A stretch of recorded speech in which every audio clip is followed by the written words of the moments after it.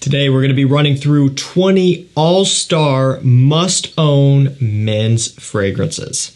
So I'm going to go through these quick. A lot of these I've covered before many times in standalone reviews and other lists and things like that. So if you do find a few that catches your eye and kind of intrigues you, you can do some digging around and find some more in-depth information. Otherwise, this video is going to be a half hour or something crazy. I'll link them all down below so you can pick these up at discount prices, but let's just jump right in with POLO Supreme Cashmere. This is one of the best of the POLO line in general out of all of them, in my opinion. So it has cashmere, obviously, but also some myrrh, some incense, a little bit of cardamom, some tonka bean. Again, this is fantastic, and it's an interesting combo because cashmere is usually kind of a maybe a fresher note, or maybe not necessarily fresher, but more of like a musky style of note. But then they're introducing a lot of, again, myrrh, incense, kind of sweetness and smokiness. This is really, really well done, and it's perfect for cooler weather this time of year coming up. It's something that is really exciting because it is really, truly different compared to a lot of the other releases in general on the market, but especially from this brand here. Why Eau de Parfum Intense is a must-own? Because it's so versatile. In my opinion, you can wear this for pretty much anything, any time of year, and it might even be even more versatile than the EDT, the EDP, Les Parfums, and all of that stuff. So if you are looking to get just one and you don't have any of them yet, this might be a good starting point. Armani Code Parfum is a fantastic flanker, and they went ahead and discontinued some of the best other flankers like Code Absolu, Code Profumo, which is a shame. And so looking at what is available to purchase now, it's Code Parfum, and that's really kind of the best one. The Eau de Parfum is good, but I think this is kind of where it's at nowadays if you are looking to pick up an Armani Code. This one introduces a little bit of iris into the mix. It smells fantastic. Let's keep it moving with Brioni Eau de Parfum. It has violet, quite a bit of it, a lot of musk, some ambroxan, a little bit of citrus in here, some ozonic notes, so it's kind of airy, it's fresh, it has very much a signature violet smell to it. That note, kind of like violet leaf, is very distinct. You pick up on it immediately, and it definitely is the driving force behind this scent. So ultimately does kind of convey a cooling, kind of refreshing type of smell, but still has a bit of a unique flair or twist. Great quality, great affordable price on discounters. Another one that's super easy to wear. Okay, let's get into some more parfums. Starting off with EROS Parfum. You know, when it comes down to all of these parfums really are the way to go going forward here for the few that I'm going to talk about, in my opinion. Same with Code Parfum. The reason why is because they're simply compounding on what they've done in the past. You know, you're taking a look at stuff like EROS EDT, Armani Code EDT. Over the years, they've continued to develop and tweak and improve the line with these flankers, and you get Eau de Parfums and you get some other versions, and finally for a lot of these they're landing on parfums here within the past few years, and they really have been great. EROS Parfum to me is going to be the most mature, refined, and polished version of all of the other EROS flankers. It's still an EROS, so it's not like a totally mature scent, but in comparison to the EDT, there's a difference there. It is a little bit more grown up, it's more smooth. It's personally the one to get, in my opinion. It's a little bit more expensive, even at discounters, but what you do get in return is fantastic performance, and everything about it is just better to me. DIOR Fahrenheit Parfum is another must-own parfum. You know, what I love about these parfum flankers as well is just the way they wear and deliver the scent. So in terms of projection, it's not as focused on distance and maybe annoying people, but instead it leaves a fantastic trail. And stuff like this does smell better in the air via that trail rather than if you were to smell it up close and personal, you know, because it hasn't the chance to kind of dissipate and smooth out and open up in the air. And so you find that the sillage of these is remarkable. Fahrenheit Parfum is utilizing that violet leaf DNA, but with some rum, some suede, some kind of leather accords in here. Definitely sweetens it up, as a boozy kick, a little bit of a warm, spicy touch. It is fantastic stuff. Dolce & Gabbana The One Eau de Parfum is up next. A fantastic one here, and this needs no introduction. I don't need to spend really any more time on this. However, I do think even if you are starting out, despite what everyone will tell you, oh, it's played out and too many people wear it, to me, for $60, it is still 100% worth picking up. It's great for evenings out.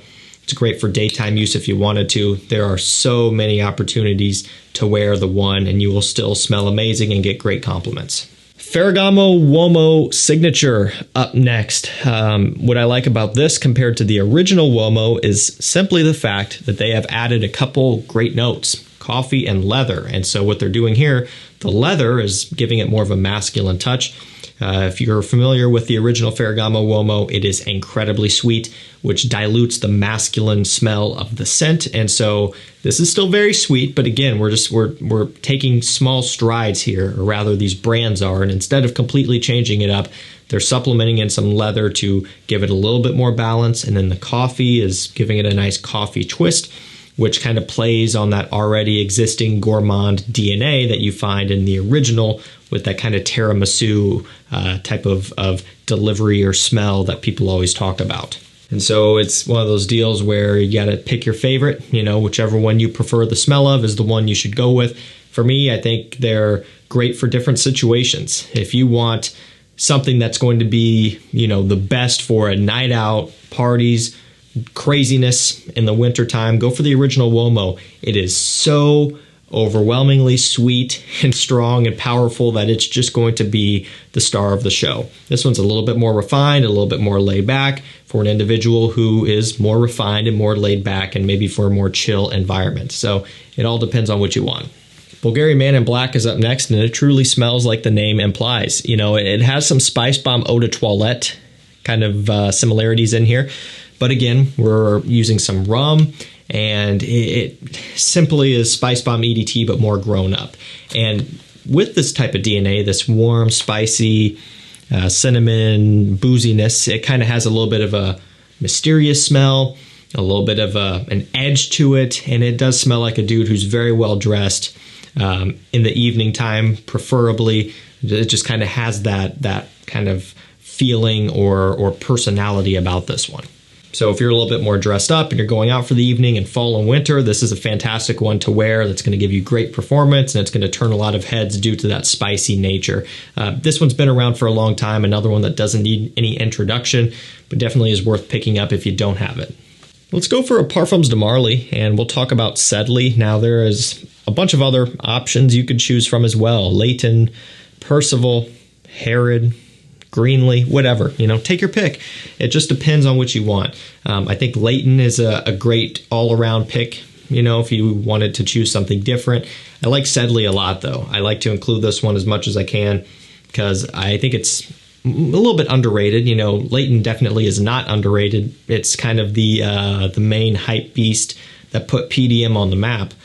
And Percival had a good amount of popularity as well, but I do feel like SEDLEY was always a little bit more, kind of more ignored. And so I think that's kind of a shame. It's fresh for sure. It has a lot of citrus, a lot of ambroxan and musk. It's kind of their take on a blue scent, I suppose, but that's one way you could look at it. I think there's more to it than that. It's not metallic. It's not peppery or super lavendery, it doesn't follow that style of blue scent like a Sauvage, or it doesn't have, the sweetness of a Dylan Blue or Aqua Atlantique. So it just does its own thing here. It has more of a premium kind of delivery similar to that of Bleu de Chanel. It smells different than Bleu de Chanel, but it kind of would be more in that wheelhouse of a more premium smelling and more high-end smelling blue scent. Regardless of that, it has supreme versatility. I don't think there is a situation that you could not wear this one for.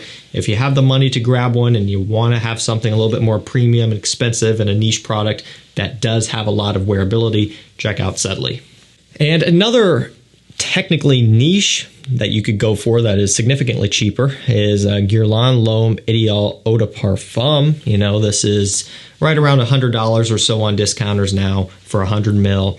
And it's finally to the point where it's in stock regularly for the most part now. There was a point where this in the extreme was always out of stock. Not the case anymore. So that's good to see, especially with the time of year we're moving into.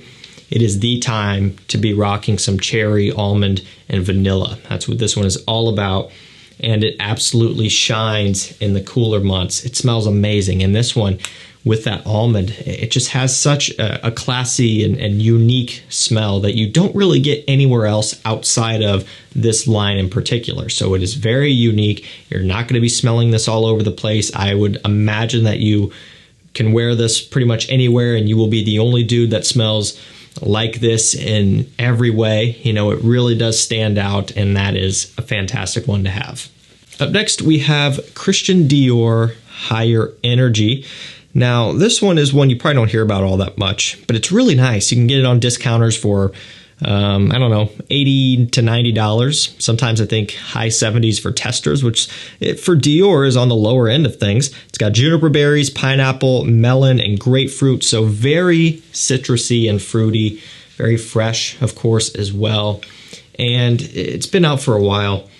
I don't know, 20-ish years or something like that, maybe a bit less. You know, it's nothing new, but it's something that, because it's not in the spotlight and because it's not hyped up all over the place, it's another one that you can wear out and just smell nice. You're going to smell pleasant. It's not going to be anything over the top. It's not going to be maybe super exciting or unique, but it does offer a lot of bang for your buck, a lot of value, great quality for you know, just all things considered. And again, you're getting a Dior, more so premium designer product for a good amount less than a lot of their other scents go for. So I think it's a great one to have, especially if you're getting started and you just want something that is a no-brainer to wear every day if you wanted to.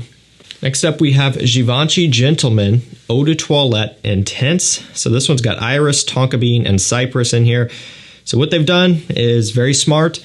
They've taken the iris DNA that they've been cultivating in this line and they freshened it up. So technically they did that with Gentleman Eau de Toilette 2017. You may remember that one has iris and some pear, some other citruses and fruits. So it's going to be very fruity and fresh. But then they went with like the EDP Boisé, and you know, now, you know, after this we have the Eau de Parfum Reserve Privé, but this one kind of came out somewhere in between there and is not going to be as fresh as the EDT. So it still has some of the tonka bean sweetness and things like that, but they're focusing more on the cypress and the woods and some aromatics. So it's just a different style. It kind of has more of that modern freshness, kind of like that Dior Homme 2020 style of masculine freshness. So it's something that does smell very up to date, and another one that is so easy to wear. Next up, we have Le Male Parfum. Love it. You could go for this. You could go for the newest Elixir. They're all really good, to be honest with you. I think the Le Male line has a lot of great hits. This is one of them. You know, it's got some cardamom, vanilla, some iris in here as well. Lavender, if I didn't say lavender yet. So it kind of combines a little bit of that original DNA with a tiny bit of an ultra male sweetness, but then their own twist with this one with the iris and the cardamom, which gives it a nice warm, spicy kick, which really kind of livens this one up and gives it a nice punch when you spray it on. Still is a smooth and creamy scent, but the cardamom does add some nice texture and it makes it more interesting and fun. And this is one you can get for just under $100 or so, and actually testers have come up for, I think, like, I don't know, $70 or something for this 125 ml. So there are times when you can get this one for a very, very reasonable price. It just depends, but it's worth it at 70, 100%, and it's even worth it at 90 bucks. It is a fantastic one. Let's keep it moving with L'Homme Eau de Parfum. Yeah, I love it because it is the original L'Homme DNA, that classic ginger-based scent with a little bit of cognac in here and even more woods. It is an incredible, true example of an eau de parfum release. It is just a straight up, richer, heavier version of the original, but they're not straying away from the original. And that is, to me, what a good flanker is all about. You get that like appley, gingery smell off the top, just like in the original L'Homme. It is such a timeless, fantastic, gentlemanly smell. but they really liven this one up with the bitter orange and the cognac and the woods. It is a phenomenal scent. Let's go with another Christian Dior. It's Sauvage Eau de Parfum. Yeah, you got to have some Sauvage, in my opinion. You know, I was talking earlier about SEDLEY kind of not having any of this going on, the peppery lavender metallicness.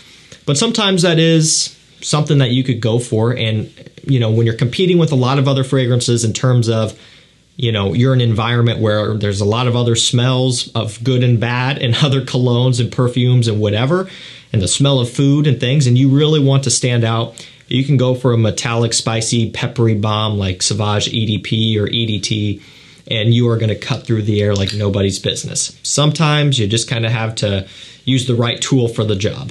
Prada Luna Rossa Ocean Eau de Parfum. It's got frankincense, vanilla, and woody notes. I was not expecting this to be this good, and I'll tell you what, it is a phenomenal release. I've gushed about this one many times now, and it's only a few months old, but now that it's popping up on discounters especially, it is a great pull. I mean, guys, it's amazing. That frankincense kind of creamy smokiness mixing with the amber extreme, the vanilla, the woods in here. It's fantastic. It really is something a bit different, which is always exciting. Narciso Rodriguez Bleu Noir Parfum is another very wearable iris scent. Now, this one has kind of the musky, woody vetiver base of Narciso Rodriguez Bleu Noir, EDT, EDP, but with iris on top. So it's a fresh scent with a sweet, powdery iris. Very nice combo that does give you a lot of flexibility. So you can wear this one in spring, you can wear this one in fall. You can surely pull it off in wintertime and summertime, you know, indoors, no problem. You know, you can really get your money's worth out of this one for about $65 to $70. It's a great pickup for a very reasonable price. Running down to the end, we're going to go for what I would consider to be pretty much a summer exclusive, you know, kind of out of season now for us in the Northern Hemisphere, that is. You guys down below, you're kind of in the prime time for this right now. And so if you can grab this one, it is worth getting. Dolce & Gabbana Light Blue Forever. Oh man, it's so good. All about the grapefruit. One of the most realistic designer grapefruit scents I've smelled, with some violet leaf and ozonic notes in here. Really nice kind of peppery texture, nice citrus bite, kind of sour, punchy. It is fantastic. It's a great interpretation of a true kind of grapefruit accord, and very well done. Super, super delicious and refreshing in the heat. And we're going to finish this video with Stronger With You Amber by Emporio Armani. This one has vanilla. It has, of course, amber, obviously, and then some lavender in here. And that's all they kind of give you, but you get like a chestnut, tonka bean, similar, standard, Stronger With You base or dry down. I mean, that's pretty much, you know, to be expected. But the amber is the focus. And it's not like a super animalic amber. It's on the more designer level side, so it is easy to pull off. It is a really well done flanker if you want something a bit different within this line. Okay guys, 20 fragrances that are complete all-star, fantastic releases that I think every beginner should look into getting, or even if you're not a beginner. It was my goal to have this done under 20 minutes, and I'm making it in the lick of time. Before editing, we're at 19 minutes and 40 seconds, so try to keep this one moving quick. I would like to say more about these, but again, we would be looking at a 30-35 minute video. I don't think you guys want that. I'm not opposed to doing this type of video again. It's fun to get a bunch of things together and run through them, you know, and maybe it's information overload for some of you, maybe it's not. You know, you can pause, take screenshots, take notes or whatever, and I'm not going to do all these all the time, but if you want to see some other topics covered in bulk like this, let me know. I'll link them down below, and if you're on the hunt for anything rare, discontinued, or hard to find, hit up my mailing list and my texting list at the link and number down below. We're heading into Q4, which is the time of year to buy fragrances. If you've been holding off and saving your money, there's going to be sales, there's going to be deals, there's going to be hot, heavy restocks of all of the rare discontinued stuff. I strongly encourage you to get on those lists and stay tuned for coming up here in the next few months. Thank you so much for watching. Stay safe, stay healthy. We'll see you tomorrow with another one. Take care.